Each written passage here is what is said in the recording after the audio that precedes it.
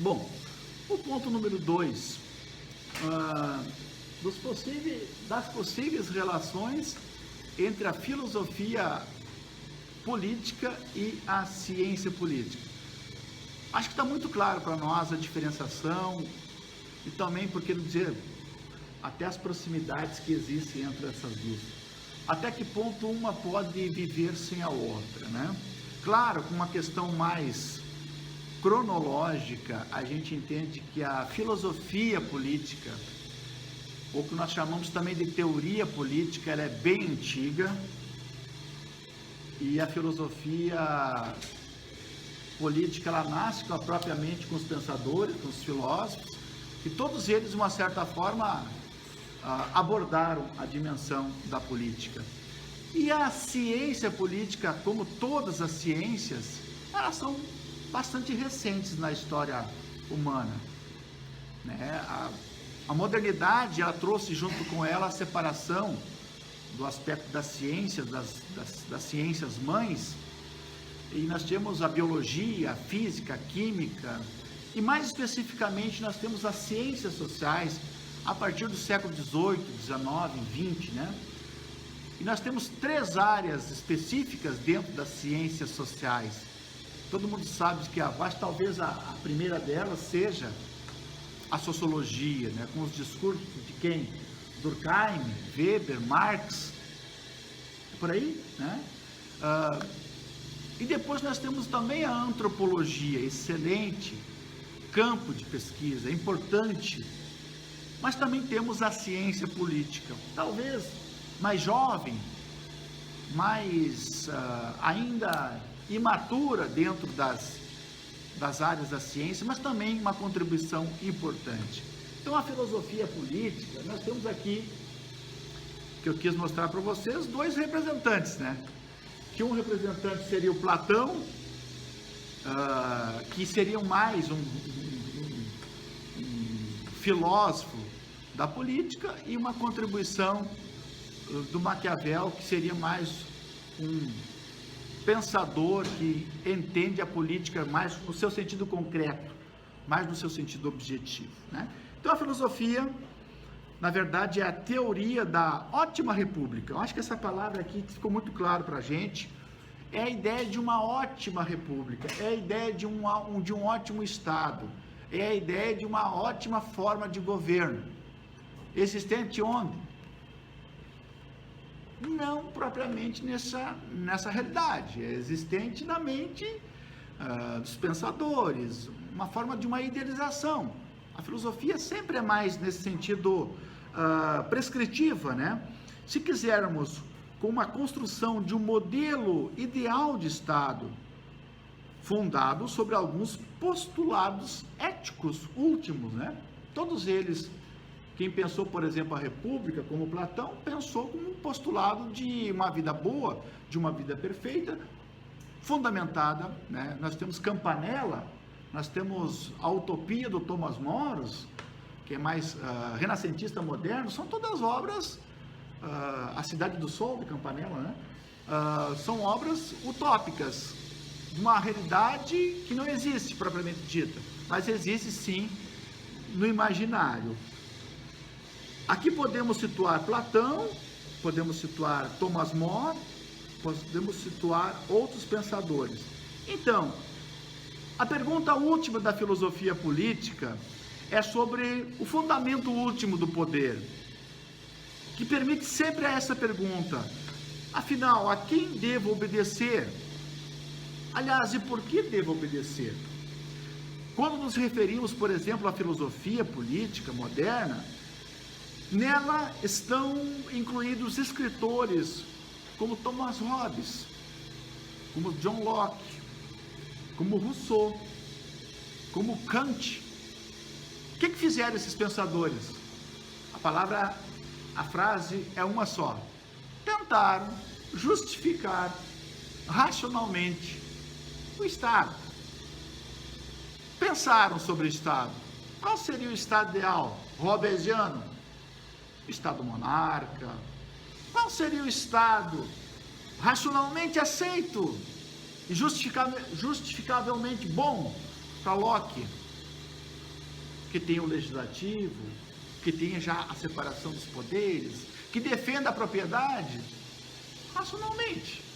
Assim como nós, contemporaneamente, poderemos pensar a política atual, o Estado atual, o que estamos visualizando, para onde estamos caminhando.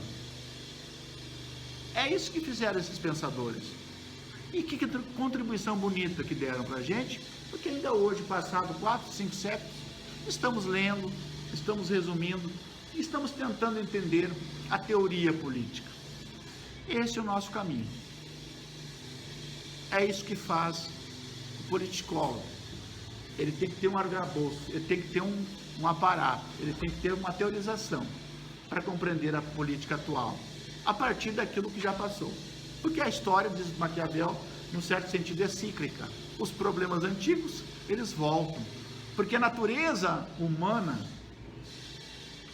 não muda muito do que éramos antigamente, do que somos agora, e quem sabe daqui a milhares de anos, se ainda existirmos, talvez poderemos ter os mesmos defeitos que atualmente temos. Então, a política na filosofia sempre é uma forma ideal, é justificar a política como ela deveria ser. E imaginamos um Estado, uma república perfeita, a partir dos pensadores. Bom, a ciência política é compreendida como estudo dos fenômenos políticos conduzidos com a metodologia da ciência empírica. Então é um método para você pesquisar os partidos políticos, o comportamento eleitoral, a migração partidária. É método, é pesquisa, é objetivos, é justificativas teóricas, que mais? É hipóteses a serem lançadas. E o nosso programa tem essa característica, né, Ricardo? Que não é o nosso programa parte do princípio de uma teorização dos nossos trabalhos finais, e por que não dizer também de um trabalho empírico, científico, analisando a questão religiosa, os partidos. Estou chutando aqui, analisando a questão do que das políticas públicas, análise mesmo, concreta, entrevistas, fichamentos, métodos quantitativos, qualitativos, tudo isso está muito claro na cabeça de vocês, né? Isso é ciência, é a comprovação